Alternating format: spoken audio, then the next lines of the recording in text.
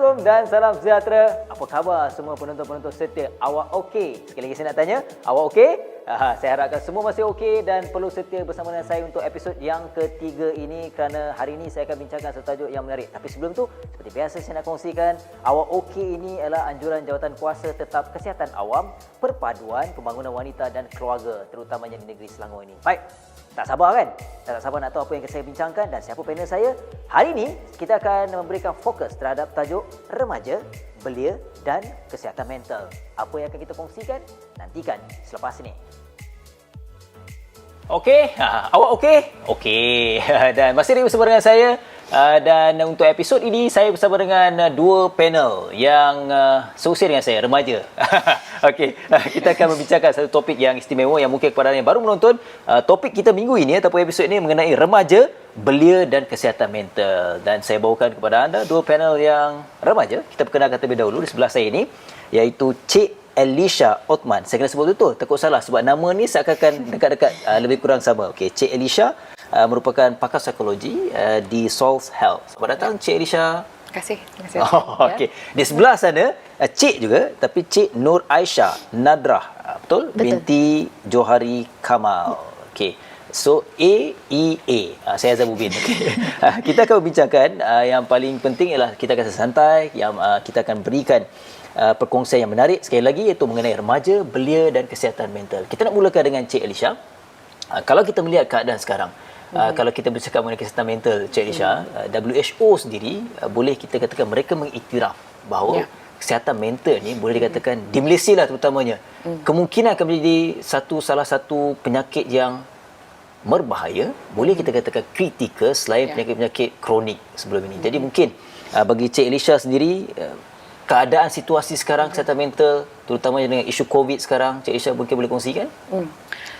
Sebelum COVID pun kita dah lihat peningkatan masalah kesihatan mental ni dah berlaku di seluruh dunia, dan termasuklah di Malaysia. Dan kalau nak cakap pasal WHO, Setiausaha Agong PBB Antonio Guterres pun dah cakap yang dalam satu taklimat lah berkenaan COVID yang dalam berpuluh tahun ni kita dah macam mengabaikan investment dalam mental health ni. Jadi bila datangnya pandemik COVID ni, dia jadi macam mencetuskan satu parallel pandemik. Maknanya pandemik yang sejaras lah dengan COVID ni, di mana bila kita ada situasi ketidakpastian, kan macam dengan situasi COVID ni ada perubahan yang banyak berlaku, macam sepertinya kita kena berada dalam MCO, kena social distance, dan juga macam kemeluk ekonomi disebabkan COVID ni juga. Ni sebenarnya mencetuskanlah satu situasi di mana kesihatan mental ni lebih ketara kalau dibandingkan sebelum COVID. Jadi bayangkan sebelum COVID kita dah nampakkan peningkatan. So sekarang ni bila datang COVID, rata-ratanya kebanyakan orang sekarang saya boleh cakaplah yang semua ada pengalaman masalah kesihatan mental. Saya cakap masalah tak semestinya penyakit, masalah. Dan satu yang kita lihatlah, terutama dalam situasi di mana kita sebut macam yang lebih strict macam MCO tu, situasi di mana kita rasa macam isolated, kita rasa tak dapat sokongan sosial, dan juga macam masalah kewangan itu, memang akan memberikan tekanan yang lebih beratlah kepada rakyat di Malaysia. Tapi ada jugalah mereka-mereka yang kita cakap ikut risiko. Jadi contohnya mereka yang frontliners yang ataupun mereka yang memerlukan rawatan kesihatan sama ada COVID ataupun tidak, mereka lebih berisiko tinggi disebabkan keperluan tu dah macam berubah kan, jadi mereka kena expose directly kepada situasi ni. Jadi itu satu risiko tinggilah untuk mereka. Dan kita dapat lihat yang juga ada peningkatan dari kes bunuh diri daripada the medical frontliners juga. Dan saya tahu yang KKM juga dah membuat banyaklah usaha-usaha untuk memberi sokongan mental health dan sokongan psikososial kepada mereka. Tapi mungkin kita cerita yang pasal lain dululah. Bila kita cakap mengenai COVID ni, ialah selain perkataan biasa yang disebut ialah norma baru. Tapi sedar tak sedar, norma baru tu juga memberikan kesan sampingan terhadap kesihatan mental secara kita tak sedar, kebanyakan masyarakat kita lah. Okey, kita beralih kepada Aisyah. Tadi Cik Elisha ni Aisyah. Yalah, anda merupakan salah seorang individu yang pada saya dah special. Anda berjuang dengan taraf, kalau kita berkata mengenai kesihatan mental ni. Jadi mungkin anda boleh kongsikan mungkinlah pengalaman anda ataupun melihat remaja ini, kalau kita kata remaja, kenapa mereka ini ataupun anda pernah merasakan situasi ini, apa punca sebenarnya Aisyah? Mungkin pada anda? Okey, sebenarnya bagi saya ada banyak faktor tentang kenapa remaja ni cenderung untuk mengalami isu kesihatan mental ni. Tapi saya nak highlightkan 2-3 perkara yang saya rasa menjadi asas kepada kenapa berlaku perkara ni. Yang pertama sekali, of course, ibu bapa dan keluarga, persekitaran, dan juga sekarang ni kita berada dalam satu era di mana media sosial tu adalah the first one. Betul tak? So media sosial tu yang memainkan peranan yang juga menyumbang kepada faktor kenapa remaja ni dia ada lebih cenderung kepada isu-isu kesihatan mental ni. So dari segi ibu bapa dan juga keluarga, okay, kalau kita tengok kita punya masyarakat, saya sebutkan masyarakat Malaysia lah, kita sendiri nampak daripada kecil lagi sebenarnya ibu dan ayah lebih cenderung untuk memberi, orang kata, high expectation, jangkaan yang tinggi kepada anak-anak ni, especially dari segi akademik. Okay, so kanak-kanak ni diorang tertekan. So tertekan untuk mengalami tekanan untuk memenuhi semua jangkaan ibu dan ayah itu. Okay, jadi itu salah satu faktor lah. Dan yang kedua, bila cakap pasal media sosial, diorang spend banyak masa dalam media sosial, betul tak? So diorang mengalami tekanan untuk memenuhi, orang kata, standard yang social media ni letakkan. So diorang nak jadi macam that's like macam satu standard yang social media tetapkan yang diorang nak kena follow. So itu memberi tekanan kepada mereka. So yes, itu adalah kenapa saya rasa remaja sekarang lebih mudah untuk cenderung pada isu kesihatan mental tanpa sedar dan tanpa kita mahu. Yes. Okey. Cik Aisyah, berkait dengan jawapan daripada Aisyah ni, dia kena betul-betul sebut nama, tak masalah. Kalau kita berkatakan juga, keadaan di Malaysia sekarang ini, ialah ada kajian menunjukkan bahawa ramai yang terkesan dan boleh kita terjebak dengan penyakit kesihatan mental ini ialah di kalangan golongan keluarga yang berpendapatan rendah dan remaja.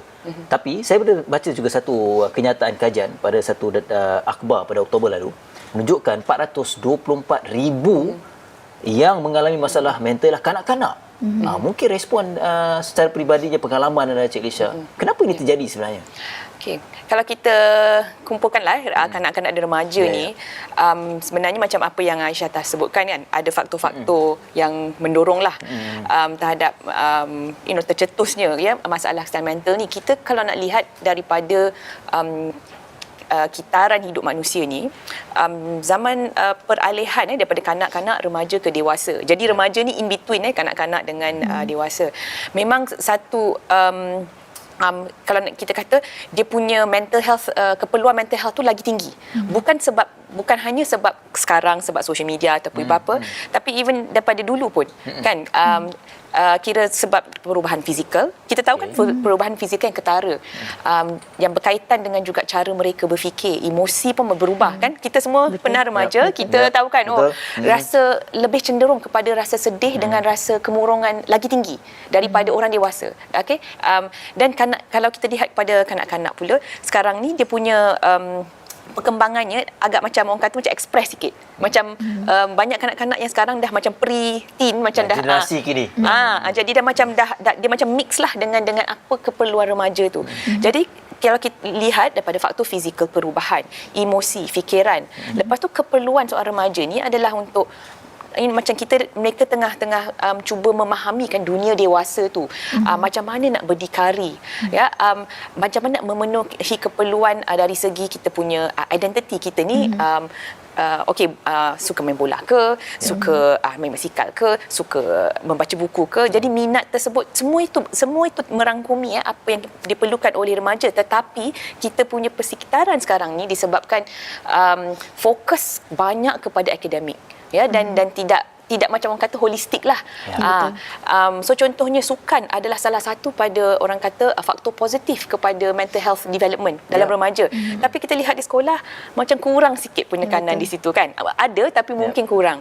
Jadi apa yang kita nak tekankan adalah kita tak boleh blame remaja. Kebanyakan orang cakap remaja sekarang apa strawberry generation lah apa generasi, tapi sebenarnya kalau kita lihat memang remaja tu satu tempoh peralihan yang agak penting di mana proses tercari-cari identiti ke memang proses remaja keperluan mental health mereka itu adalah mereka memang perlukan. Jadi kita sebagai community, ibu bapa, guru-guru ataupun macam universiti contohnya, kebanyakan remaja pergi universiti ke college ke, perlu memberikan support.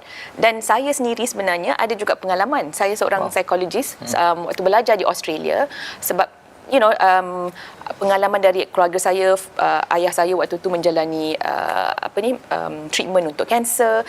Lepas tu time financial crisis lepas 97 tu kan, banyak memang ekonomi gawat lah.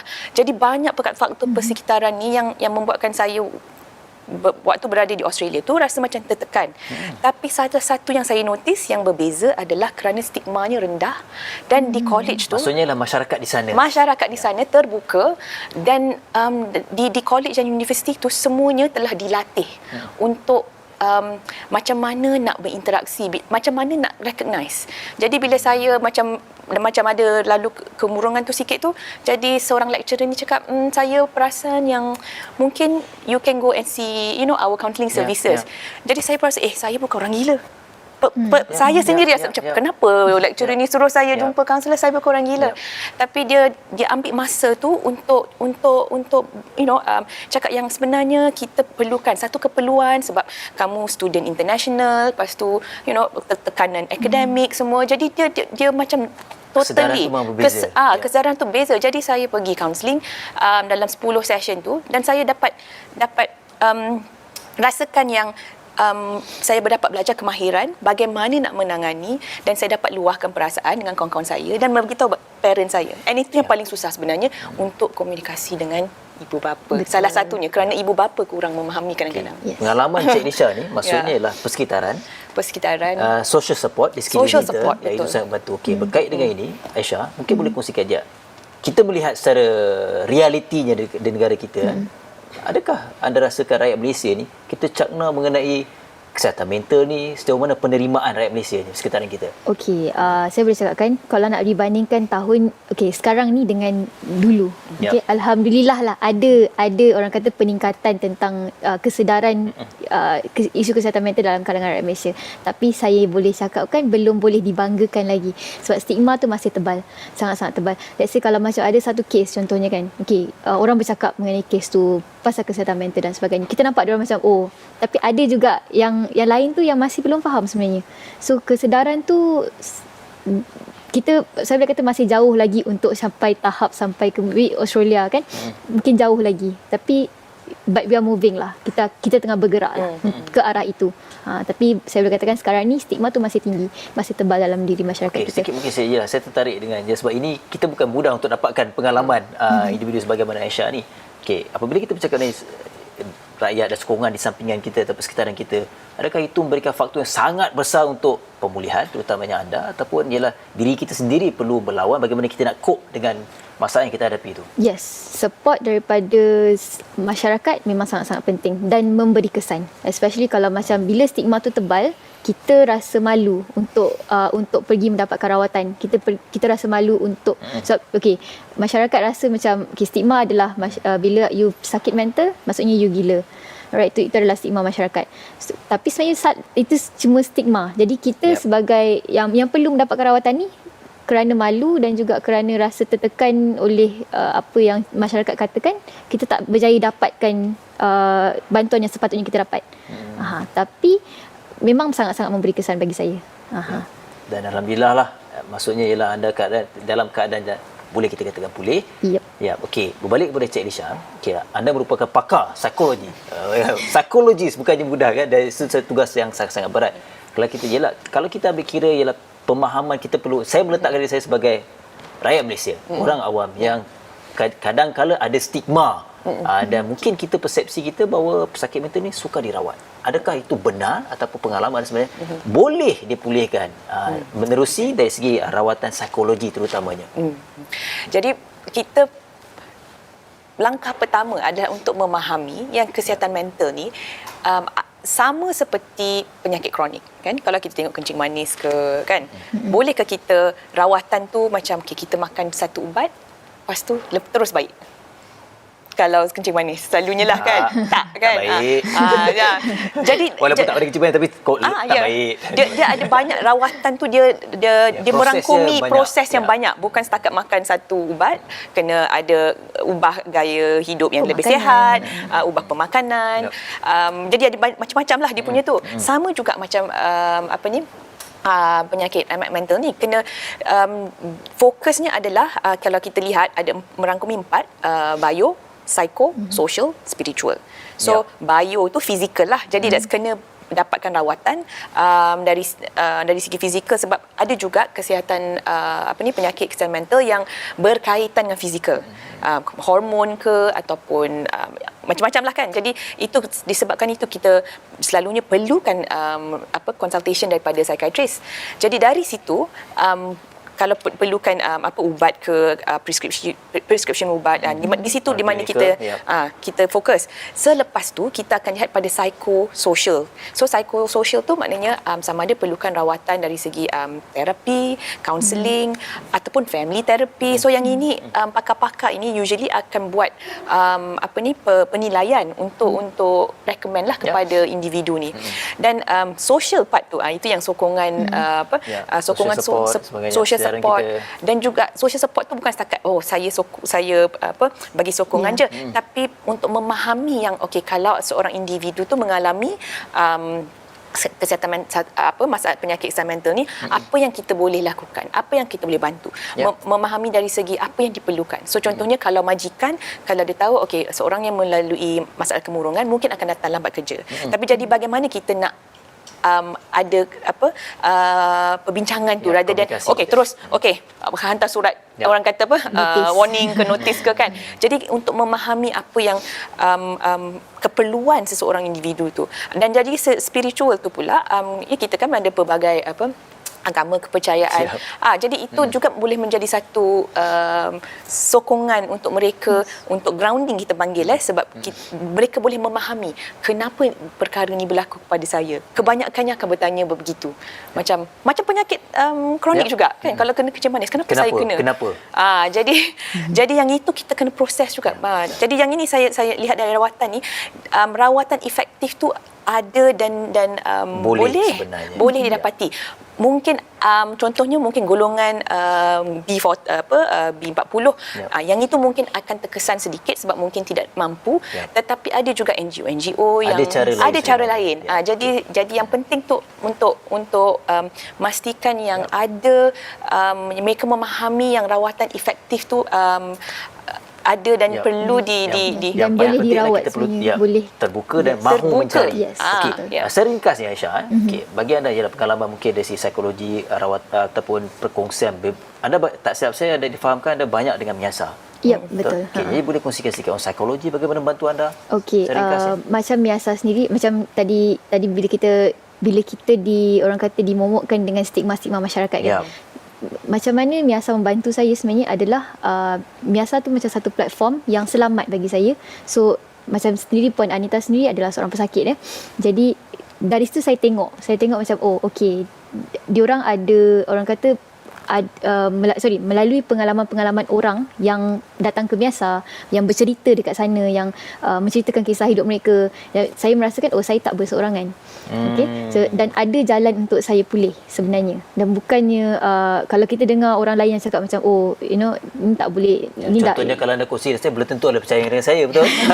Jadi Miasa adalah platform yang kumpulan yang terbaik. Platform dan banyak orang kata banyak aktiviti dan juga servis yang di Miasa sediakan, program-program yang boleh kita sertai untuk bantu kita dari segi macam tadi Aisyah cakap, dari segi spiritual, dari segi social. So kat situ kita boleh dapat support yang sepatutnya kita dapat daripada orang ramai juga, tapi tak dapat, so kita pergi sana dapat, macam itulah.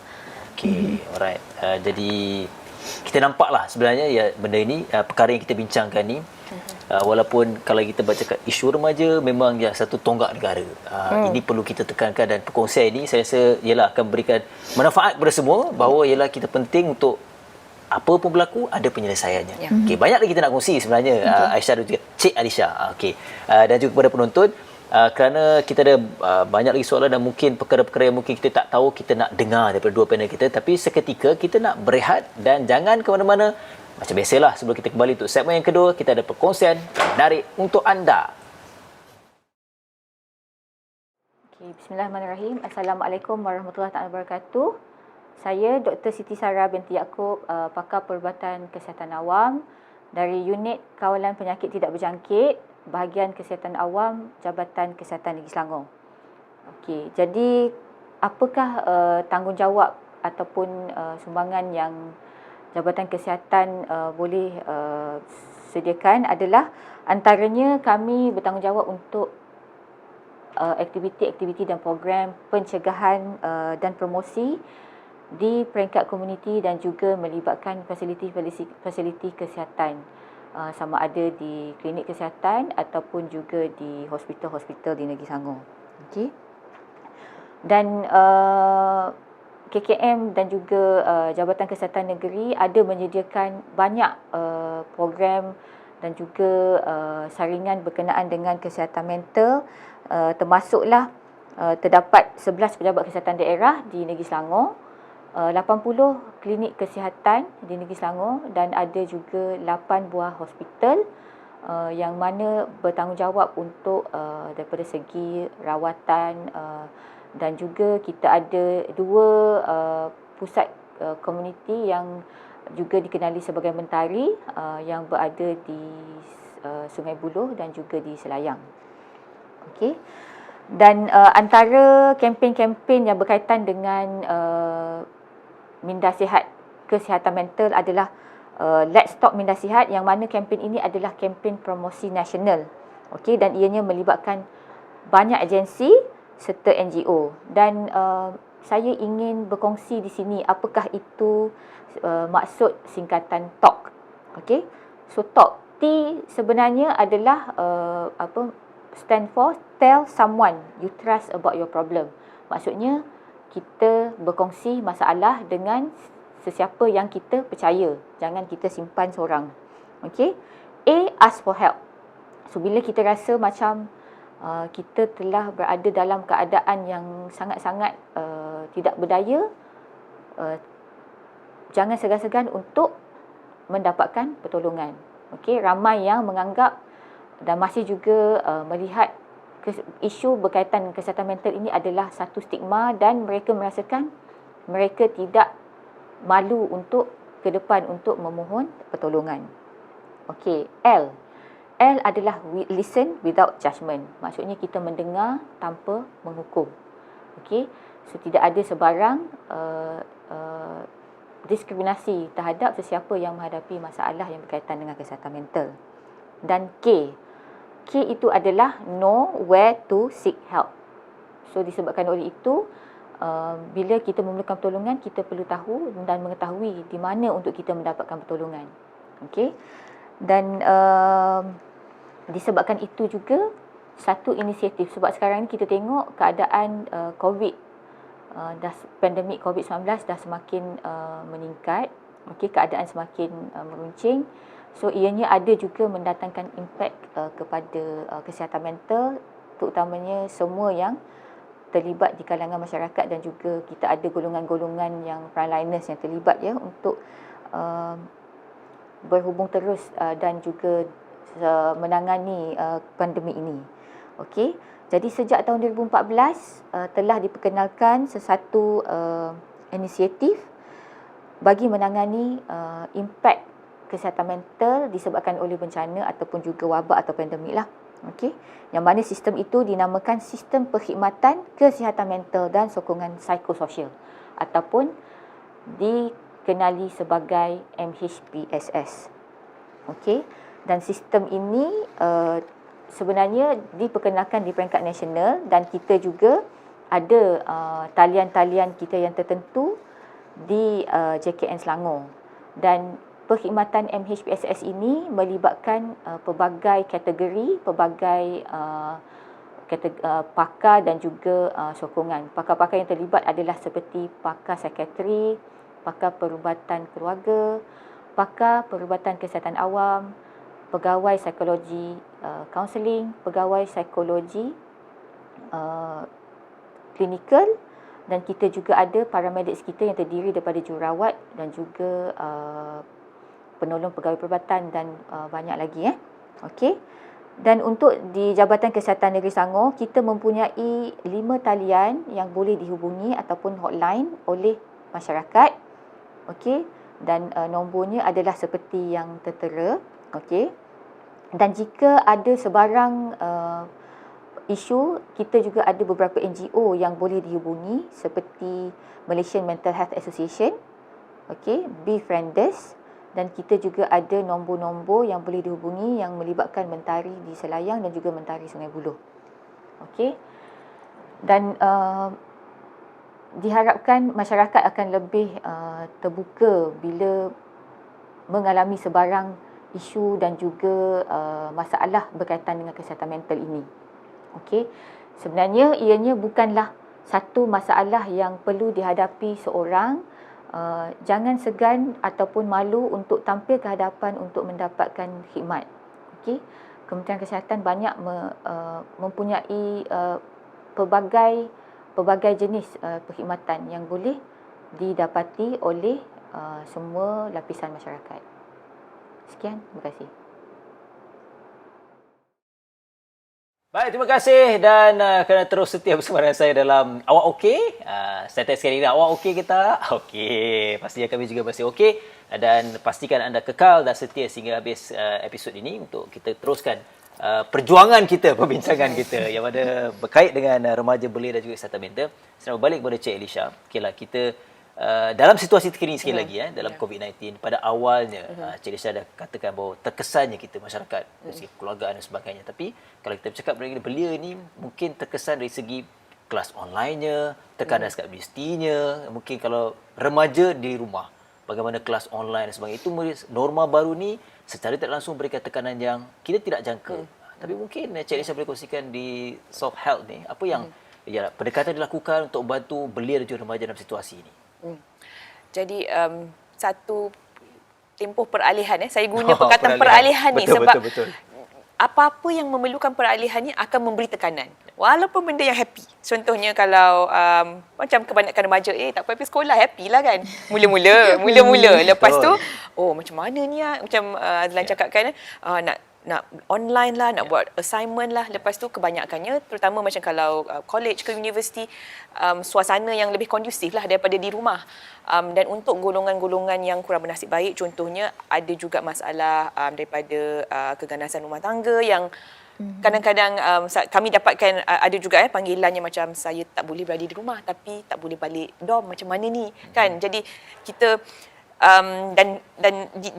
jadi kegagalan ni adalah satu tekanan yang Source Health antara program yang kami jalankan ketika pandemik ini, salah satunya ialah kita buat online support group melalui kita punya program yang dipanggil Building Champions Leadership Program. Dan kenapa kita guna Building Champions? Salah satunya ialah sebab kita bukan nak fokuskan sangat kepada kesihatan mental tu. Walaupun diterapkan dalam program itu untuk bagaimana kita nak mengawal contohnya emosi yang bila kita rasa tertekan kat rumah kan, macam stresnya dengan mak dengan ayah, macam mana kita nak mengawal keadaan fizikal kita. Sebab yang itu boleh ada kaitan macam contohnya simple things macam breathing exercise. Okey, kita tenangkan diri.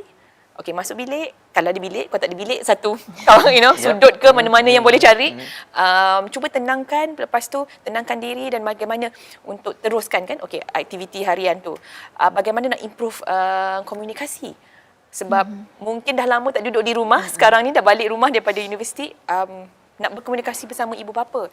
Jadi salah satu daripada fokusnya ialah bagaimana nak menggunakan situasi yang ada tu, walaupun tertekan, tapi bagaimana mereka nak mengatasinya. Dan kalau diperlukan, kita akan include ibu bapa juga. Sebab selalunya ibu bapa yang dapat memberikan sokongan. Dan pada masa yang sama, program itu dilakukan secara berkumpulan. Jadi selalunya kalau program-program remaja ni, dia lebih efektif bila dilakukan daripada seorang-seorang. Dia kena berkumpulan sebab mereka boleh belajar daripada kawan-kawan mereka dan juga akan rasa satu orang kata macam solidariti lah, macam kita ni sama-sama lah macam kebersamaan. ni. Kebersamaan. Bukanlah kata saya seorang je kat rumah ni, tapi sebenarnya kawan lain semua sama. Jadi itu sebenarnya yang kami nampak dalam banyak program remaja kami, bila ada kesamaan tu yang mereka rasa mereka ada satu matlamat yang sama, dan juga kesusahan sama. So macam tu kan, dia orang boleh share. So kebanyakanlah program-program remaja yang kami jalankan, COVID lebih kepada itulah, bukan tak khusus kepada terapi sahaja, lebih kepada berkumpulan. Okey, maksudnya ialah apa yang saya sebut ialah bila mereka dalam kumpulan sokongan yang memahami sama sendiri, ia lebih tenang dan lebih release kalau kita katakan. Okay. Berbalik kepada Aisyah, ini saya nak tahu sebenarnya, dan saya percaya ramai nak tahu. Apabila kita dalam keadaan yang tertekan, bila kita dalam keadaan tertekan sebagai ialah berkait dengan kesihatan mental ni, sokongan kekeluargaan sangat-sangat penting. Mungkin Aisyah boleh kongsikan sendiri apa yang kita mahukan dalam keadaan kita tertekan ni sebenarnya, terutamanya orang yang berdekatan dengan kita. Pengalaman anda sendiri. Okey. Macam tadi Azan cakap kan, sokongan. Sokongan tu memang sangat-sangat penting lah. So bila cakap pasal sokongan, bukanlah masa saya cakap saya sokong. Sekadar itu saja. Tapi dari semua segi, maksudnya macam kalau balik pada majikan tadi, okey, kalau dia ada masalah dengan kesihatan mental, dia datang lambat sikit. Benda tu kita buatkan masa tu jadi fleksibel untuk dia.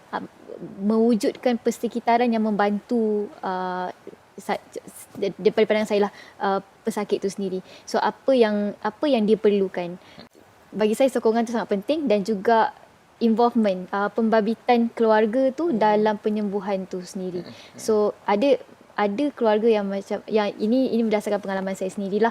So kadang-kadang keluarga ni tak tahu apa nak buat. Tak tahu apa nak buat, diorang just kita biarkan je dia macam tu. Tapi sebenarnya you boleh belajar, boleh pergi kursus, boleh join conference, boleh, especially by SOLS, by MIASA sendiri pun kita ada banyak buat program awareness tu sendiri. Belajar dari situ apa yang kita boleh buat untuk bantu mereka.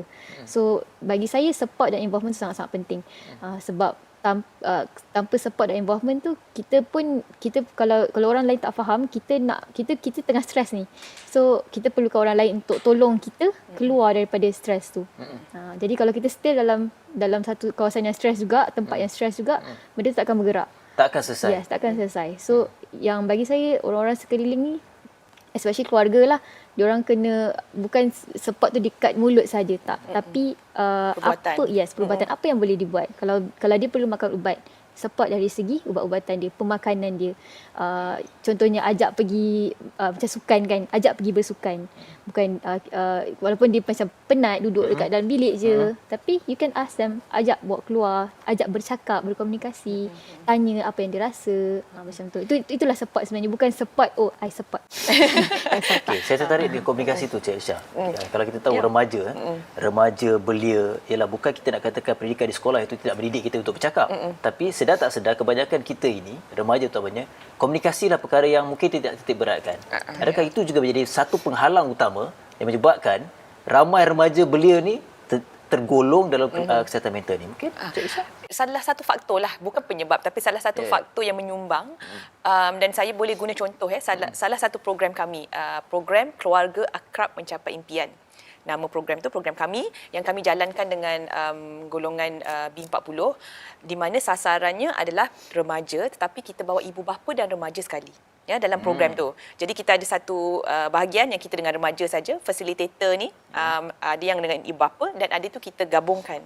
Jadi contohlah, saya kasih contoh teknik lah untuk kasih orang kata apa sebenarnya komunikasi ni. So kita ada macam love teknik, LUV. So listen, so mendengar, understand, okay, saya faham, validate ataupun mengesahkan. Jadi nampak macam senang skill Ya, komunikasi mudah, tu ya. macam nanti selalu mak tu akan cakap, saya memang dengar anak saya, tapi dengar sambil potong sayur, dengar sambil buat benda lain. Tiba Bukanlah saya benda pesan pula dengan ni. jadi kita kadang-kadang kita faham yang ibu mungkin di Ya. rumah memang sibuk. Tapi boleh tak kalau anak nak bercakap mungkin okey, berhenti kejap, duduk je. Pandang. Okey, duduk sebelah ke depan ke. Ya, okey. Okey, adik cakap apa? Allow anak dia bercakap. Lepas tu mendengar, maknanya jangan menyampuk. Kebanyakannya ibu bapa menyampuk ataupun remaja pun menyampuk. Sebab remaja pun macam kadang-kadang Yap, ada tak luahan sabar dia. kan. Macam nak mak faham. Jadi cuba luahkan dulu. Okey, terangkan apa yang terbuku dekat fikiran tu. Lepas tu understand. So sebagai ibu dan bapa, okey dengar. Okey, saya cuba nak memahami apa adik cakap ni dan validate tu mengesahkan okey, mak faham, mak nampak yang adik rasa macam resah. Walaupun apa yang anak ceritakan tu mungkin bukan sesuatu yang mak dengan ayah macam kadang rasa macam rasa macam saya nak betulkan aja apa yang anak tu cakap. Tapi sebelum memberi feedback tu kita perlu ada langkah-langkah ni. Jadi anak dan mak, ibu dan ayah dapat membentuk satu hubungan komunikasi yang boleh, orang kata boleh di building the trust. Sebelum kita nak kasih feedback, selalunya kita akan kasih feedback terus. Orang tak habis cakap dah. dah macam kasih satu solution A, Kita B, buat C. conclusion pula. So kita selalu cakap jangan kasih conclusion dulu. Sabar dan buat love teknik ni. So salah satu contohnya, nampak macam senang tapi kita berjam-jam jugalah buat benda ni untuk praktis. Aisyah, ada pengalaman ni? Pengalaman okey, macam Alisa cakap lah, benda tu sangat-sangat penting, tapi keluarga dekat I rasa keluarga dekat Malaysia ni sangat-sangat kurang komunikasi. Especially kalau berdasarkan pengalaman saya sendiri, apa yang saya komunikasi dengan keluarga saya tu kebanyakan bukan menyentuh pada emosi pun. So tak More practical. more pada yes. Dah makan belum? Dah makan belum. So dah makan okeylah. Tapi sebenarnya dari segi emosi tu tak ada. So itu benda yang sangat-sangat kurang sebenarnya. So benda tu sangat penting untuk supaya bila ada contohlah dari kanak-kanak lah kan, benda tu sangat penting sebab build the trust between the family. So bila anak-anak tu ada masalah kat luar, bila diorang balik, diorang tahu ada parents, ada family yang diorang boleh percaya.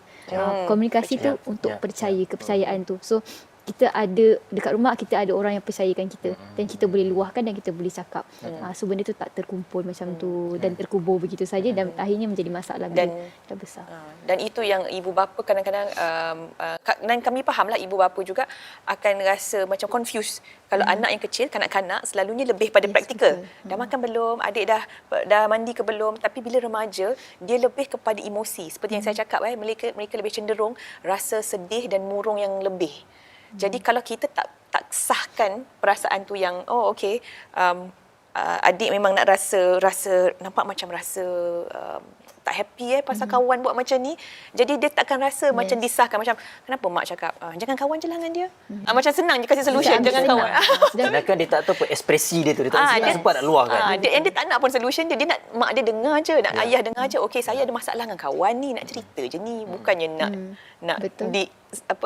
nak cuba je cerita, nak ayah, mak dengan ayah faham yang saya sekarang ni rasa sedih. Atau saya rasanya sekarang rasa marah. So dia punya mengesahkan emosi itu adalah satu skill yang satu keperluan seorang remaja. Dan juga kita dalam bila kita sebagai orang dewasa kan, kita ada tendensi untuk rasa apa yang kanak-kanak dan juga remaja rasa tu macam mempelekehkan. Dia seolah-olah ialah saya meletakkan diri saya dewasa lah sebagai bapa. Kita rasa keliruan. Okey, jelah maksudnya kadang ialah kita untuk mungkin bagaimana Cik Alisha kata, kita dengan kesibukan tanggungjawab benda lain, mungkin seolah kita macam tak terperasan mungkin perkara itu, jadi tak titik beratkan. Jadi sebenarnya itulah perkara kecil, itulah akan merebak, akan memberikan kesan sangat besar. Okey, kita ubah sikit perbincangan kita ni. Okey, bila kita cakap pasal remaja belia ni, kalau kita melihat keadaan di Malaysia, selain faktor-faktor lain penyumbang kepada kesihatan mental ni, saya tak sedar juga kes buli. Betul? Okey, Aisyah kalau keadaan sekolah lain, kalau kita tak di media sebagainya, sangat-sangat berleluasa isu ini. Betul. Jadi mungkin pandangan anda, kenapa perkara ini terus berlaku, dan ialah kalau kita nak salahkan pihak sekolah, tak adil saya rasakan. Nak salahkan individu yang terlibat. Mungkin faktor-faktor lain yang anda melihatlah keadaan ini terus berlaku dan terus berlaku, kes buli ni. Okey, buli ni kenapa dia terus berlaku? Bagi saya adalah kerana tak disuarakan dengan apa orang kata lebih kuat. Maksudnya contohlah bila anak-anak balik rumah dia bagi tahu saya kena bully. Dia berkait dengan tadi tu. Berkait, sangat berkait. Sebab Ya. bila kita balik rumah, contohlah kalau keluarga tu memang tak mengamalkan komunikasi yang berkesan contohnya. Bila dia balik rumah dia simpan. Jadi dia pergi sekolah pun sama je Kak, dan dia masih berulang-ulang. Tapi bila kalau dia ada satu komunikasi yang berkesan dalam family, dia boleh balik dan dia boleh cakap dengan ibu dan ayah dia. Bila ibu dan ayah mengambil kira, ada action yang seterusnya boleh diambil. Tapi bila action tu tak diambil, tak dilakukan, jadi pembuli-pembuli ni dia akan terus membuli. Jadi benda tu and then sama juga macam sekolah, sama juga macam guru. Guru pun sebenarnya berperanan yang sama juga dengan macam ibu bapa, mendengar and then ambil tahu, ambil kisah apa yang diorang ni cakap, budak-budak ni cakap. Jadi diorang akan rasa macam kanak-kanak je bercakap, mungkin main-main saja, Tapi sebenarnya benda tu besar, memberi efek kepada yang mangsa tu sendiri. So bila mangsa tu dibuli tu dia akan jadi kurang berkeyakinan diri, dia tak nak pergi sekolah, dia rasa sedih, dia rasa dipulaukan daripada kawan-kawan dia. So benda tu akan efek kepada mental. Okey, bila bercakap mengenai ke sini, saya ada satu perkongsian yang ini saya pernah alami lah. Okey. Ya, ketika sekolah jadi tiba-tiba saya berkongsi pula. Okey, Cik Lisha dan juga Aisyah. Saya pernah alami dalam situasi umur 13 tahun. Di sekolah ada beberapa rakan baik tak nak berkawan dengan saya. Tapi kalau saya memikirkan perkongsian ini, saya rasakan mungkin ketika itu saya pun juga tertekan saya rasa sebab tak nak berkawan bila balik rumah. Saya tak salahkan ibu bapa, mungkin mereka juga tak faham keadaan ini. Tapi yang mungkin menyebabkan saya kembali normal sebab saya suka bersukan. Jadi itu yang berkait dengan Cik Lisha katakan tadi. Tapi sekarang ni Cik Lisha, bagaimana kita nak, saya harapkan remaja menonton ketika ini, nak menyatakan bahawa kalau kita ada tekanan-tekanan sampingan, ialah faktor-faktor lain, tapi dengan nak keluar dari masalah itu, kita perlu lakukan perkara-perkara lain. Bagaimana kita nak memberikan perendahan kepada remaja itu sendiri supaya mereka sedar dan juga faham? Untuk remaja, sebab mereka masih dalam orang kata tanggungan juga orang dewasa lah, ibu bapa ke guru. Jadi pertama cuba mencari orang dewasa yang dipercayai. Tak semestinya ibu bapa, kalau dia rasa ibu bapa mungkin tak mendengar ke ataupun tak faham, carilah mak saudara ke, cikgu ke yang mungkin memahami. Yang itu paling penting, ada seorang orang kata yang dia boleh depend on, yang dia boleh trust. Kedua adalah sokongan peer support. So contohnya dalam saya guna Azlan punya contoh kata kalau ada kawan lain, saya juga menjadi mangsa jadi sukan merupakan satu dapatkan sokongan sosial yang baru lah kan, daripada sukan tu ada kawan-kawan baru. Jadi sebenarnya itu salah satu simple solution yang cari sokongan sosial. Kalau yang ni tak nak kawan, bagaimana nak cari yang tu, yang itu dan bagaimana adalah through activity, sukan ke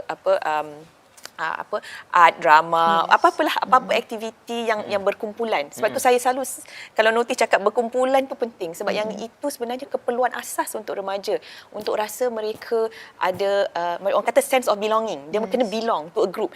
Saya ni group komik ke, group sukan ke, group choir ke, apa-apalah, tapi mesti ada yang aktiviti tu. Jadi ini juga saranan kepada ibu bapa, kalau untuk cuba jangan fokuskan tumpuan 100% kepada akademik. Akademik tu penting, tapi mesti ada dia bersama dengan aktiviti lain yang akan juga mempengaruhi akademik yang bagus. Betul. Kan kalau sukan ke apa, memang akan nampak banyak kajian menunjukkan yang bila aktif akademik pun akan meningkat. Dan juga skill daya tahan akan meningkat. Maknanya kalau ada masalah, so macam contoh Azlan, you rasa masalah, carilah penyelesaian. Nak cope masalah tu kita tahu. Itu yang penting, bukannya masalah tu memang akan berlaku lah sepanjang umur hidup kita. Ada masalah kecil yang besar, tapi bagaimana kita nak jadi resilient untuk bina daya tahan itu sebenarnya yang penting untuk remaja.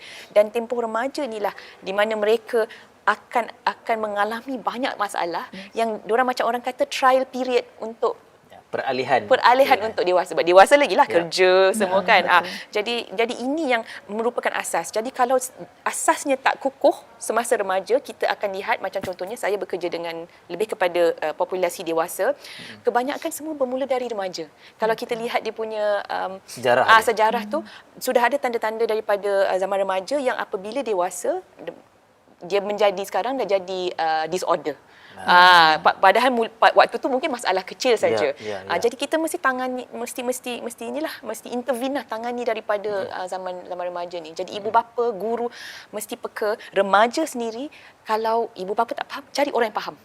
Mesti ada. Sekarang ni banyak resources, sumber-sumber maklumat dari internet, grup untuk kumpulan-kumpulan remaja yang boleh membantu. So sekarang kenalah orang kata resourceful lah, kena cuma mencari. Dan yang paling takut ialah ketika peralihan itu, proses daripada remaja nak ke belia tu, kalau mereka salah terpilih betul sekitaran yang menyebabkan berlaku yang macam-macam selain kesihatan mental juga terhadap diri sendirilah. Itu yang kita takut. Dan bagi Aisyah, anda sebagai belia negara, tonggak negara lah kan. Bagaimana kita nak memerangi isu kesihatan mental ni? Kita nak, kita mengharapkan perkara-perkara yang baik daripada belia, tapi bagaimana kita nak atasi situasi ni? Bagi saya, sebagai seorang belia sendiri itulah, educate diri sendiri. Sebab kita ada banyak resource, kita ada banyak sangat source yang kita boleh belajar. Kita boleh, orang kata, belajar mengenai kesihatan mental ni. So, belajar benda tu, and then bila ada kawan-kawan yang kita rasa perlukan support kita, turun padang, support lah. Macam tu. So, banyak sangat resource sebenarnya. Banyak sangat orang kata yang kita boleh belajar. Bila kita belajar tu, kita akan tahu lebih. So, dari situ sebenarnya kita akan wujudkan satu masyarakat yang mengetahui benda tu. So, kita akan ada platform untuk jadi lebih baik. Macam itulah. Dan lebih penting ialah kita jangan block diri kita. Kita jangan tutup untuk kita terus berkongsi dan juga belajar untuk terbuka. Balik pada awal tadi, terbuka. Jadi sedar tak sedar, kita dah sampai ke penghujung sebenarnya.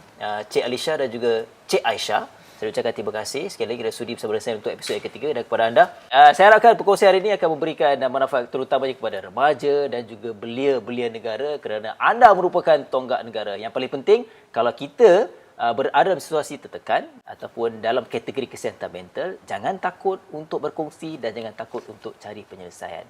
Dan sampai di saja untuk episod ini. Jangan lupa kembali pada episod akan datang dalam Awak Okey? Siapa dengan saya? Apa yang akan bincangkan? Nantikan. Salam hormat. Jumpa lagi.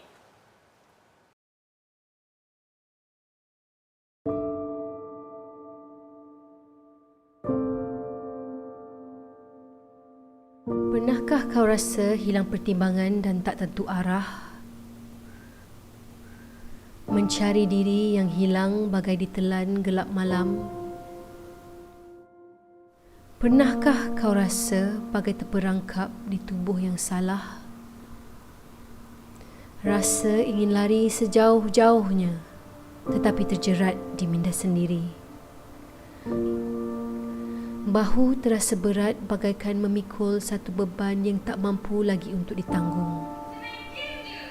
Terlalu berat sehingga tak mampu lagi nak dikongsi, walaupun dengan orang yang paling disayangi.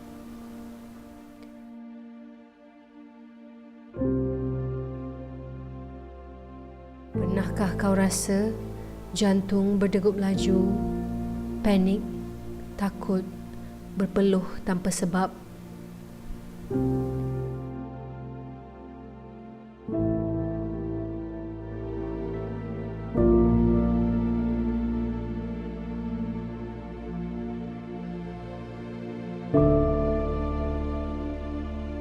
Pada masa inilah, bersendirian bukan satu pilihan. Ada masanya kita perlukan seseorang yang boleh mendengar suara kecil hati kita. Salah langkah, kisah kita dipandang remeh dan dijadikan bahan ejekan. Jadi, siapa yang kita perlukan? Siapa yang akan menjadi peneman di saat kita lemah? Di saat kita perlukan bahu untuk bersandar? Masa inilah kita sebagai masyarakat prihatin bersama-sama membantu menyuluh hidup mereka yang dalam kegelapan. Kita mulakan dengan Awak Okey?